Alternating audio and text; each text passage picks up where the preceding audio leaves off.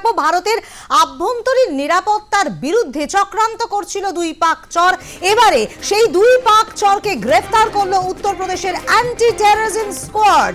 আপনাদেরকে আরো একবার জানাই, ভারতের আভ্যন্তরীণ নিরাপত্তার বিরুদ্ধে চক্রান্তকারী দুই পাক চরকে গ্রেফতার করলো উত্তরপ্রদেশের অ্যান্টি টেররিজম স্কোয়াড। একদিকে বারাণসী থেকে ধৃত তুফাইল নামে এক ব্যক্তি পাকিস্তানের জন্য গুপ্তচর বৃত্তি করত। সে এই বিষয়ে নিয়ে আরো ডিটেইলসে আপডেট নেব। নিউজ রুম থেকে সরাসরি রয়েছে আমাদের প্রতিনিধি সঞ্জনা লাহিড়ী।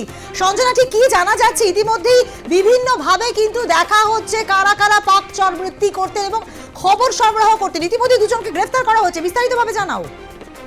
দেখো, বিগত 3 দিনে দেখা গিয়েছে 12 জনকে গ্রেফতার করা হয়েছে। এমনকি এই ঘটনার পাশাপাশি যেটা উল্লেখযোগ্য বিষয় যে এই দুজন একদিকে যেরকম বারাণসী থেকে তোফাইল এবং তার পাশাপাশি নয়ডা থেকে হারুন, এই দুজনকে গ্রেফতার করা হয়েছে।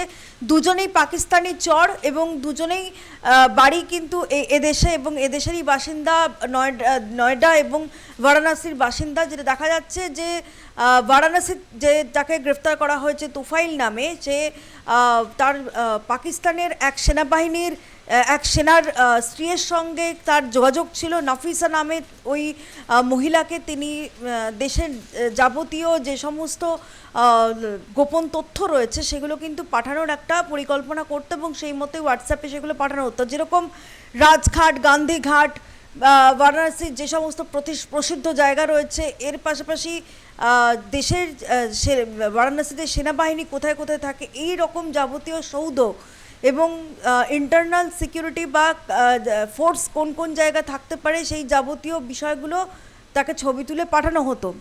এবং দেখা যাচ্ছে যে এর পাশাপাশি আরেকজন যাকে গ্রেফতার করা হয়েছে হারুন নামে, নয়ডার বাসিন্দা, দিল্লি থেকে তাকে গ্রেফতার করা হয়েছে। সেও একই রকমভাবে দিল্লির তাজমহল, এর পাশাপাশি কুতুব মিনার, লালকেল্লা, এই ধরনের যে সমস্ত সৌধ রয়েছে, এছাড়া যে সিকিউরিটি রয়েছে সেগুলো তথ্য ছবি তুলে পাঠাতো।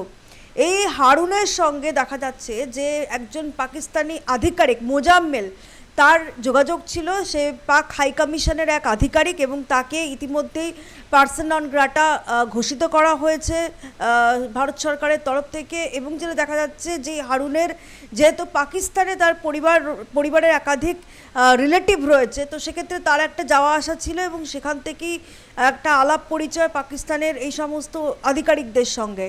সেক্ষেত্রে দেখা যাচ্ছে যে দুজনে কিন্তু দীর্ঘদিন ধরে পাকিস্তানের চর হিসেবে এদেশে ছিল এবং এখন নয়, দেখা যাচ্ছে যে এরকম বহু চরই কিন্তু এখন এই ঘটনার পর থেকে, অর্থাৎ পেহেলগাঁও বা অপারেশন সিঁদুরের পর থেকে দেখা যাচ্ছে যে ইতিমধ্যে 12 জনকেই গ্রেফতার করা হয়েছে।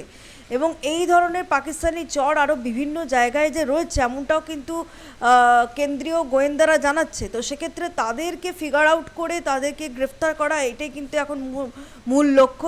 অর্থাৎ একদিকে যেরকম সীমান্তে দেখা যাচ্ছে যে বারংবার কিন্তু খুচরো আক্রমণ বা গুলির লড়াই কিন্তু চলছেই, বা জঙ্গি খবর পেলে সেখানে কিন্তু একটা গুলির লড়াই চলছেই ভারতীয় সেনার তরফ থেকে। তার পাশাপাশি সেন্ট্রাল এজেন্সি, যারা ইন্টেলিজেন্স ব্যুরো বা রয়েছে, তারাও কিন্তু, বা আন্ডার কভার এজেন্ট যারা, তারাই কিন্তু মূলত এই সমস্ত যারা স্লিপার সেল বা যারা পাক চর, তাদের ওপর কিন্তু নজর রাখছে এবং তাদেরকে যদি বোঝা যাচ্ছে যে কেউ পাক চর, তাহলে তাকে কিন্তু অবিলম্বে গ্রেফতার করা হচ্ছে। এরকম আরও অনেকে রয়েছে, এমনটাই কিন্তু অনুমান রয়েছে কেন্দ্রীয় গোয়েন্দাদের। সেক্ষেত্রে তাদেরকে খুঁজে বের করে গ্রেফতার করাই এখন মূল লক্ষ্য, যেটা এখনো পর্যন্ত সার্বিকভাবে জানা যাচ্ছে। একেবারেই তাই, ধন্যবাদ সঞ্জনা। সুতরাং একটা বিষয় পরিষ্কার যে ভারত এবং পাকিস্তানের এই যে অশান্তির আবহ, এই অশান্তির আবহের মধ্যে যারা এখানকার খবর পাকিস্তানে সরবরাহ করেছিল এমন বহু মানুষকে কিন্তু ধীরে ধীরে খুঁজে বার করা হচ্ছে, যারা মূলত পাকচক।